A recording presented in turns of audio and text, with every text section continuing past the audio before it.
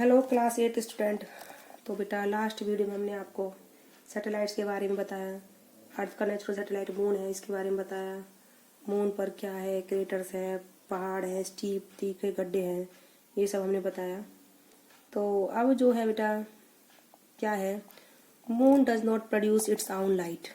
आगे जो मून के बारे में बताना है, थोड़ा बहुत रहता है, लास्ट वीडियो में रह गया था वो।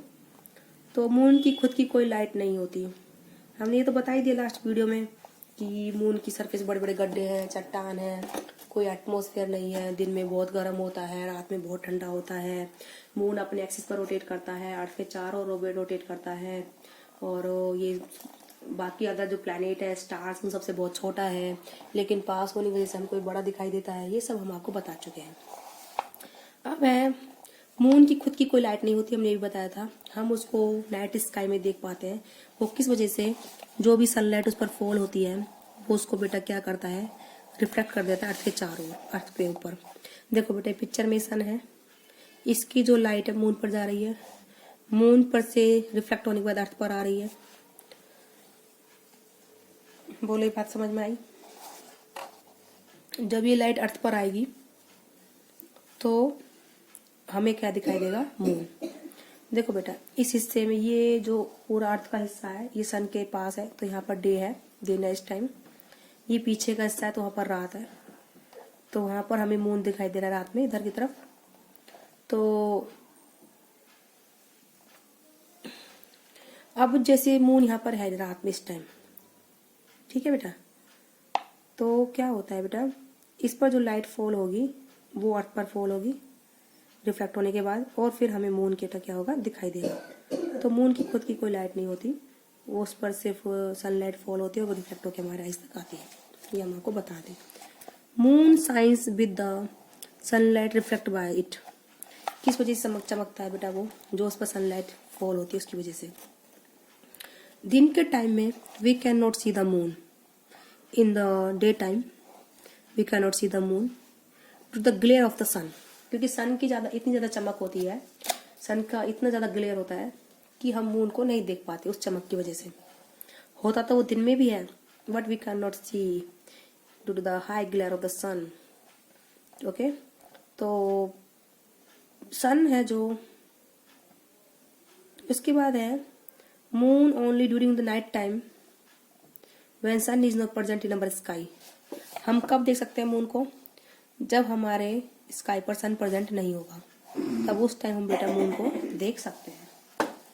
बोले चीज समझ में आ गई? अब उसके बाद है मून के भी फेजेस होते हैं। क्या होते हैं बेटा? फेजेस। फेजेस किस तरीके से, अगर हम लगातार 1 महीने तक मून को ऑब्जर्व करें, हर एक रात को हम देखेंगे, एक डे ऐसा आएगा जिसको हम मून पे बिल्कुल नहीं देख सकते, जब हमें मून नहीं दिखाई देगा। हिंदी में शायद उसको अमावस की रात बोलते हैं, वैसे उसको क्या बोलते हैं बेटा इंग्लिश में, न्यू मून डे। क्या बोलते हैं? New moon day. The day और night on which the moon is not visible at all. जब हमें मून नहीं दिखाई देता उसको हम क्या बोलते हैं, न्यू मून डे। क्या बोलते हैं बेटा उसको हम? New moon day. New moon day को हम हिंदी में क्या बोलते हैं, अमावस। यानी कि जो अमावस के बाद अगली रात आएगी उस पर हमें मून दिखना शुरू हो जाता है। यानी कि अमावस की रात के बाद नया मून बनना शुरू होता है, इसलिए उसको हम क्या बोलते हैं इंग्लिश में, न्यू मून डे। ठीक है। We have a dark night in the sky in the month because there is no moon light at all. अमावस की रात पर बहुत अंधेरा होता है रात में, क्योंकि उस टाइम कोई भी मून लाइट नहीं होती। ठीक है बेटा, ये बात समझ में आ गई? अब आगे एक दिन ऐसा भी आता है, उस टाइम जो मून होता है उसको हम क्रेसेंट मून बोलते हैं। क्या बोलते हैं बेटा हम उसको? Crescent moon. उसके बाद जो अगला आता है नेक्स्ट डे, नेक्स्ट डे जो हमको थोड़ा सा मून दिखाई देता है,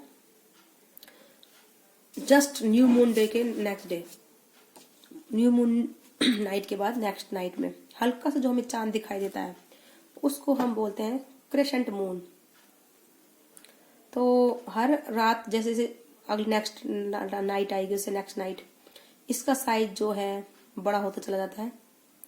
तो जब एक ऐसा आता है कि बिल्कुल आधा चांद हमें दिखाई देता है तो उसको हम बोलते हैं हाफ मून। क्या बोलते हैं बेटा हम उसको? Half moon.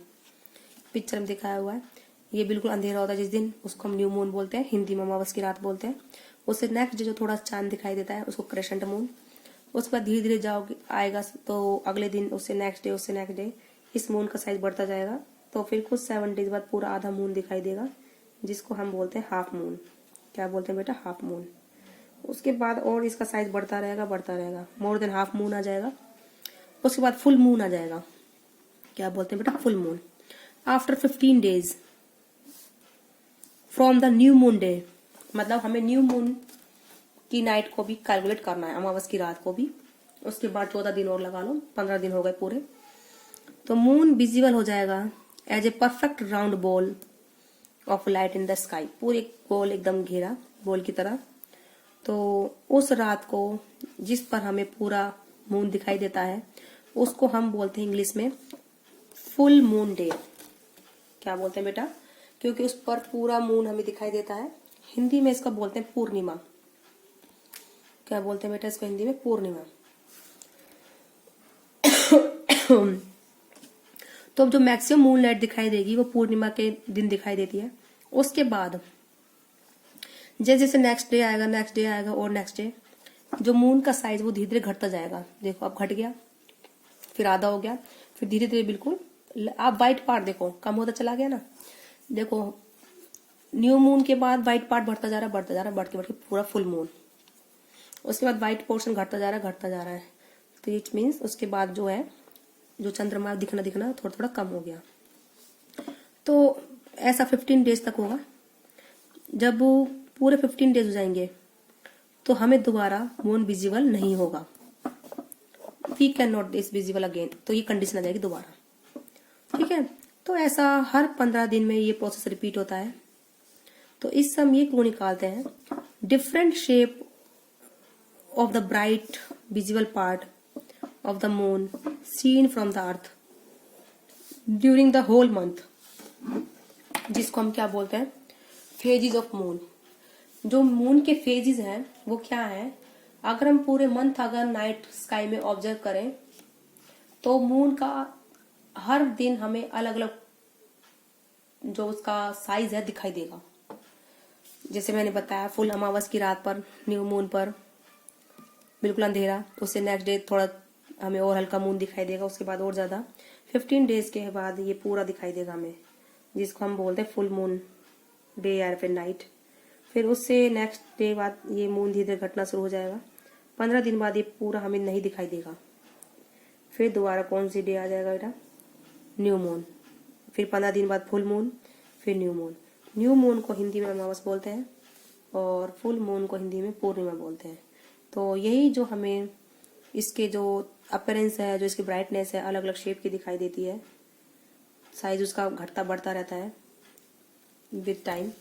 इसी को हम क्या बोलते हैं बेटा? Phases of moon. और थोड़ा सा with the help of diagram कैसे बनते हैं मून के फेजेस हम आपको बताएंगे नेक्स्ट वीडियो में। तो आज की वीडियो में बेटा इतना ही। आई होप आपको समझ में आया होगा। तो मून है किस तरीके से उसके फेजेस बदलते हैं, 15 डेज, हर 15 डेज बाद क्या प्रोसेस होता है। तो आज की वीडियो में बेटा इतना ही। नेक्स्ट वीडियो में हम इसके आगे और दिखाएंगे आपको इस डायग्राम के थ्रू कम्प्लीटली अर्थ के चारों और सन के, ठीक है, इससे अर्थ के चारों किस तरह रिवॉल्व करता है, इसके थ्रू हम आपको समझाएंगे। तो आज की वीडियो में इतना ही।